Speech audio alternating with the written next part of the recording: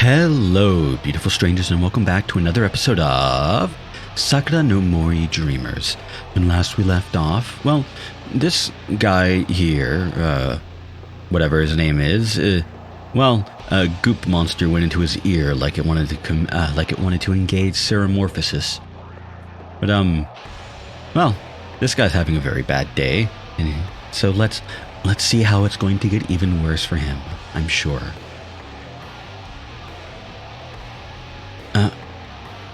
The man continued to act the same even as the monster got inside him. He waved his knife around, trying to stab whoever was closest to him. One of the stragglers ran into my shoulder. I should have run away right then and there, but I couldn't move. Our eyes met. The man's frenetic motion suddenly ceased and he began approaching me. The distance between us shrunk. He squeezed his knife.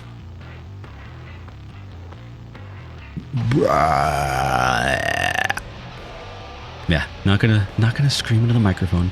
Shinji! Madoka's face froze. I felt a heavy impact followed by an ear-splitting sound that swept me off my feet.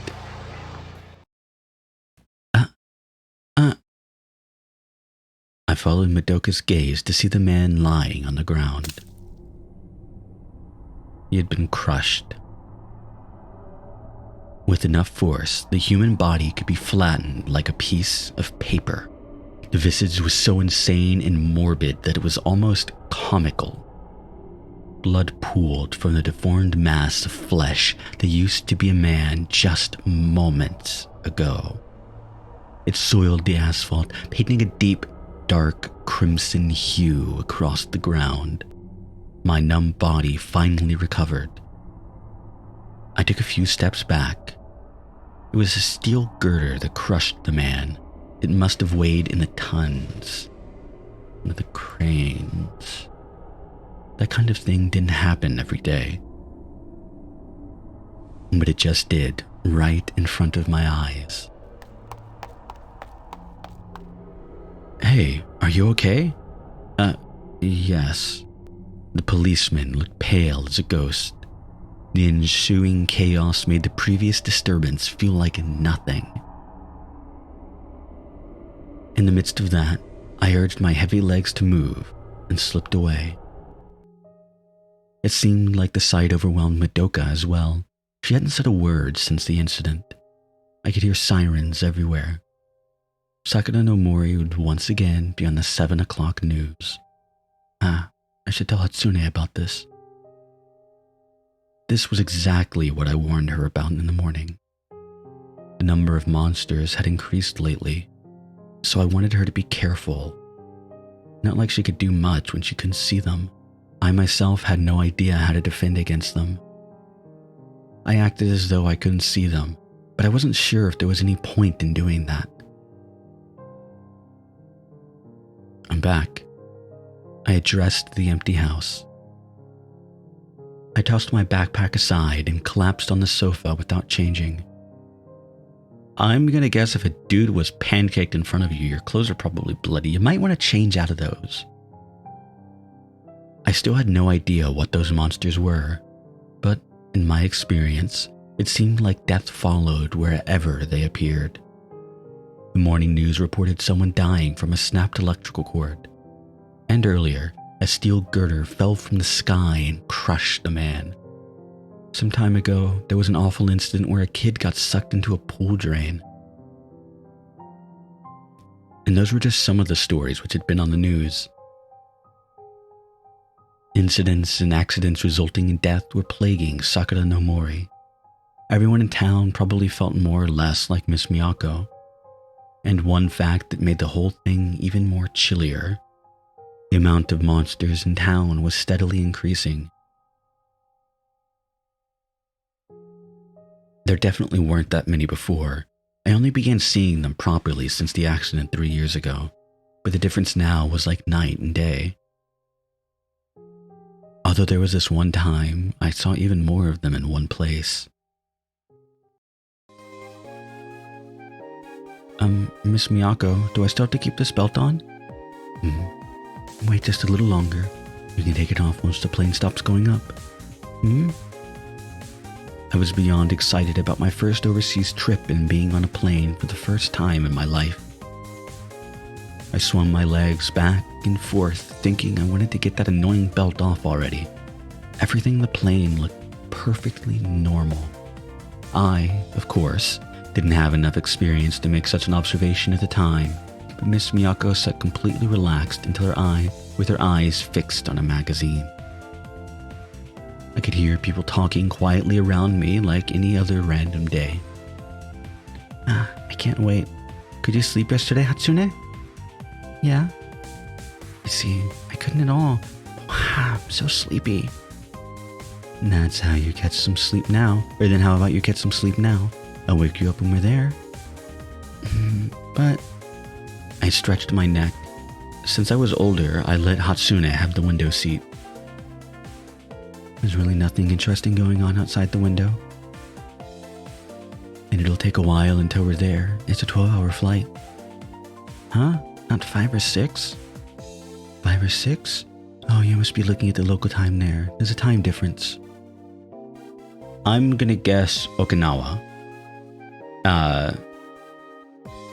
Probably never mentioned it, probably unimportant, but Okinawa is one of the things I've seen. It's like a 12-hour flight from parts of mainland Japan. Right?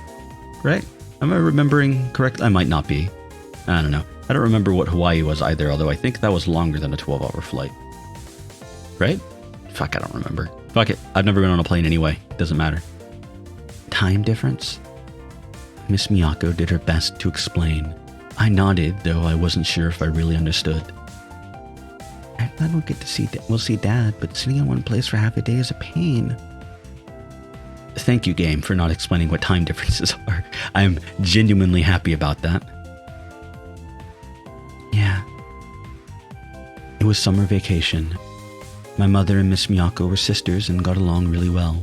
They continued to hang around with each other regularly and usually brought the whole family with them. I didn't really know much about Miss Miyako's husband, my uncle.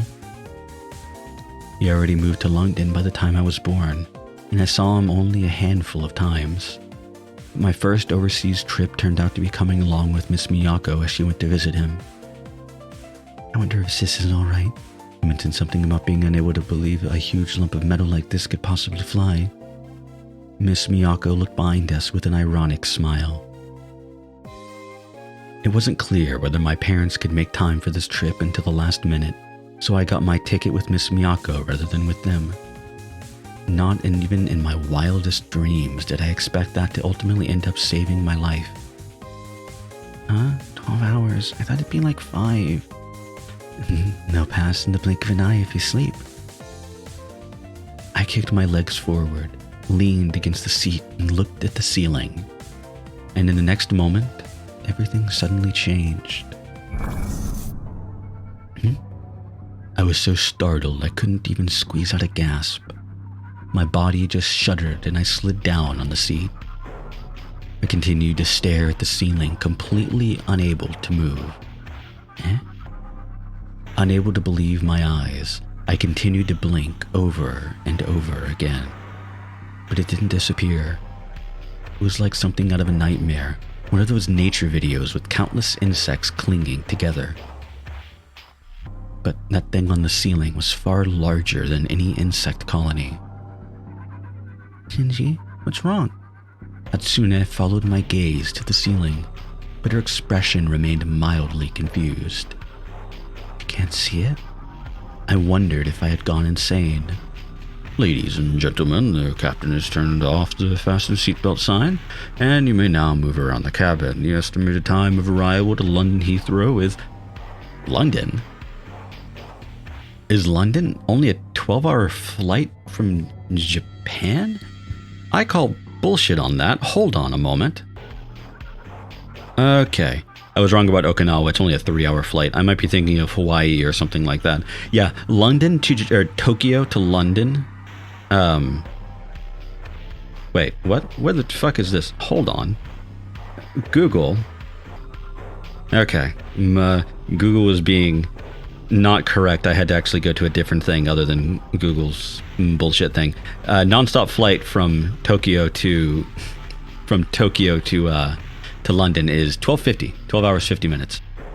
Closer than I thought. But I wouldn't just say it's just a 12-hour flight. I would say that's a 13-hour flight, but whatever. That's also nonstop, according to the first search result. Although for some reason, my phone defaulted to where I currently am, or well, not where I currently am, the nearest airport to me, for some reason, and I had to put in a specific airline or airport. Not sure why. But then again, Google's being pissy the last couple of days. I'm sure it'll be fine. I'm sure my phone is fine. London Heathrow, huh? You can take off your belt now. Shinji?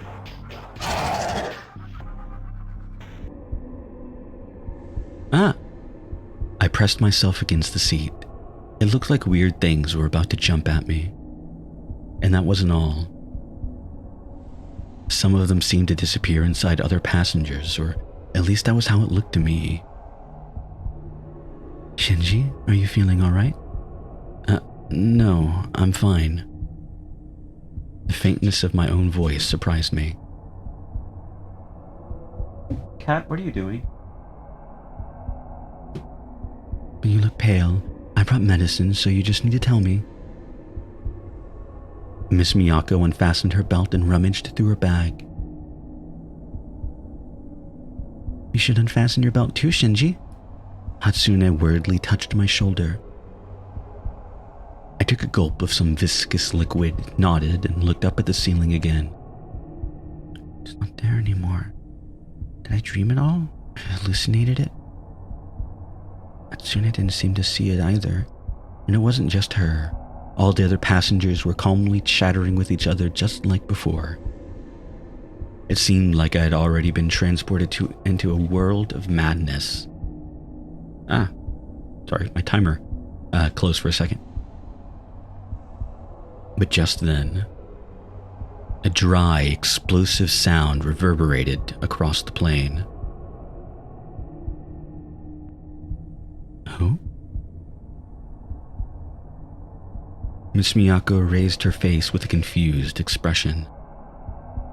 The murmur of the passengers grew a little bit louder. But it was just the sound. There was no turbulence or anything. No one was screaming or raising their voices, so I didn't think I should have been scared. My ears. My ears popped like it sometimes happened in elevators. Is this strange?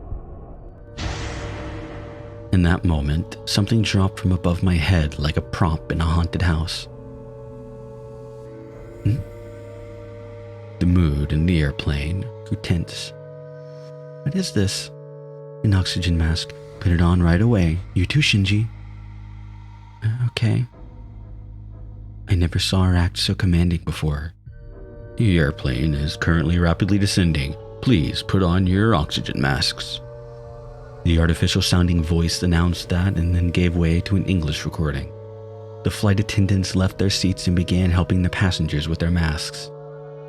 It's fine. It seems fine. Miss Miyako checked our masks. It was surprisingly hard to breathe with, so I couldn't even squeeze out a proper answer. I wonder how Mom and Dad are doing. I stretched my neck to peek at their direction, but I couldn't find them. Even now, I didn't know why. I could easily find them earlier, so the last time I ended up seeing my parents was when we took our seats after boarding the plane. And I was so excited about the trip I barely remembered even looking at them. Blech. I didn't even imagine that it'd be the last time we'd be together. The announcements finally stopped repeating and ominous silence ensued. There wasn't as much confusion and panic as you'd expect from the movies. The two of them stared ahead silently, their faces tense. Wonder if we're gonna crash or something. That thought crossed my mind for the first time. The idea of my own death was still not something my mind could process, but I began to feel this crawling sensation in the pits of my stomach. It didn't feel like we were falling that fast, though. That gave me some hope, but about 10 minutes after the first bang, the plane began spinning. I'm back. Shinji, why are you here in the dark? Sorry, I was spacing out. Could have at least gave some dumb excuse like, I was just napping. You should at least change your clothes. Oh, you're in a different casual outfit. Oh, it's a dress. Okay. Actually is not quite, but it's Gothic Lolita inspired. I actually don't dislike that. I'm not a big fan of like light blues like that, but it's not bad. Maybe if it was a touch darker, I'd probably like it more, but I don't dislike it, so, you know. And I guess it matches with the character from what we've seen of her so far, so, you know, it makes sense. Yeah. My body felt unusually heavy, but I somehow raised myself up from the sofa. Both of my parents passed away at the same time, and I ended up getting adopted by Miss Miyako. From then on, she became my mother, and Hatsune became my sister. Our families spent a lot of time together before, so it didn't actually feel as different as I thought.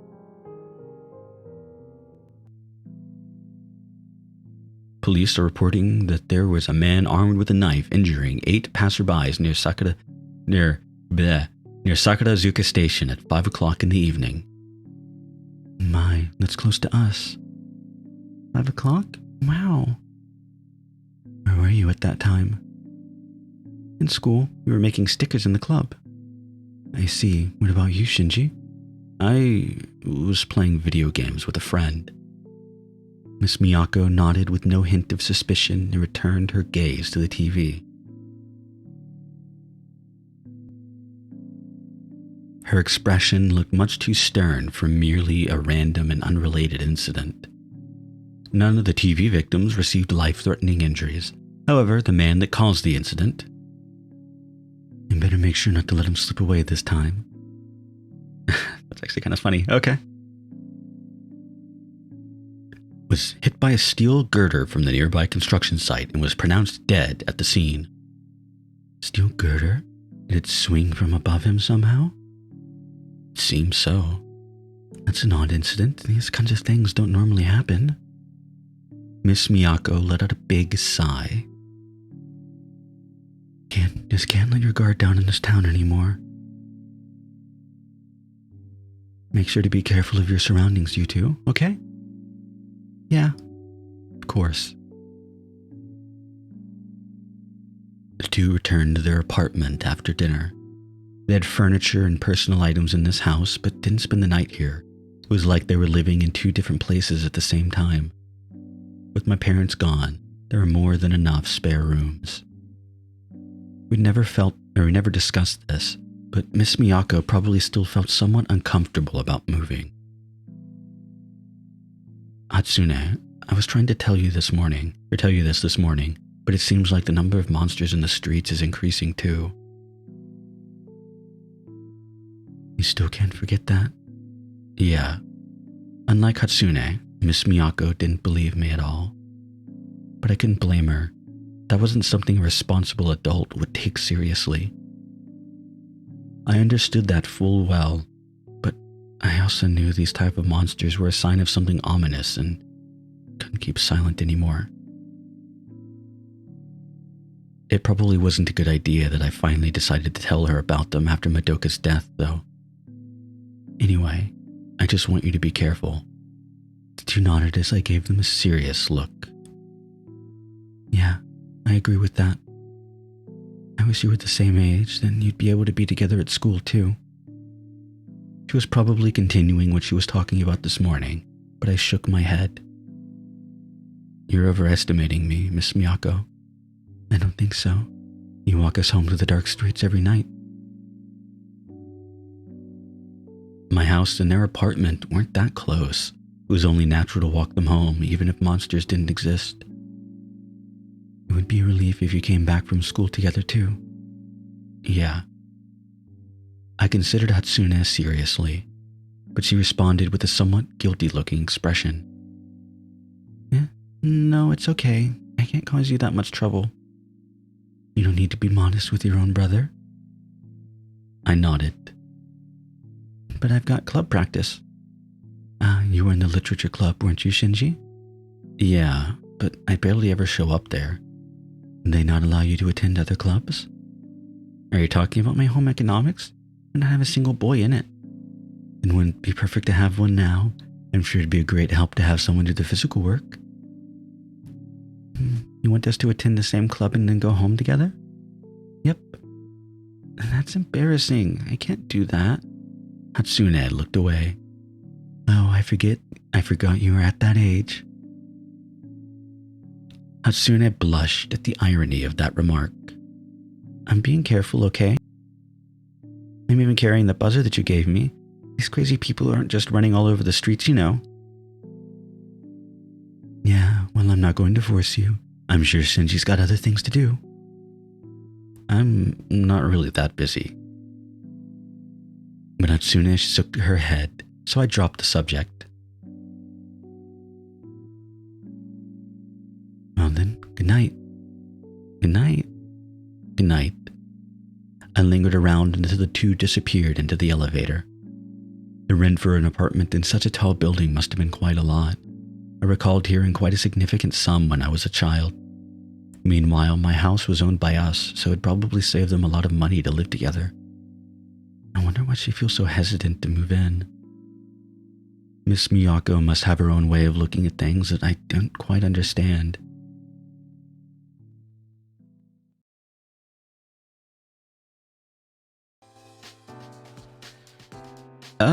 I know it's a little bit short, but that's okay. I'm recording a decent amount later than I normally am. Oh, at this moment I am. I started not that much later, but I don't need to think about that too much. Anyway, next time, are we going to investigate the missing girl that I don't remember she was even mentioned in this episode? Are we going to talk to Kirito Kureha? That was her name, right? Who, again, I don't think was actually mentioned in this episode. Anyway, find out next time. I hope. Well, I hope to see you all then.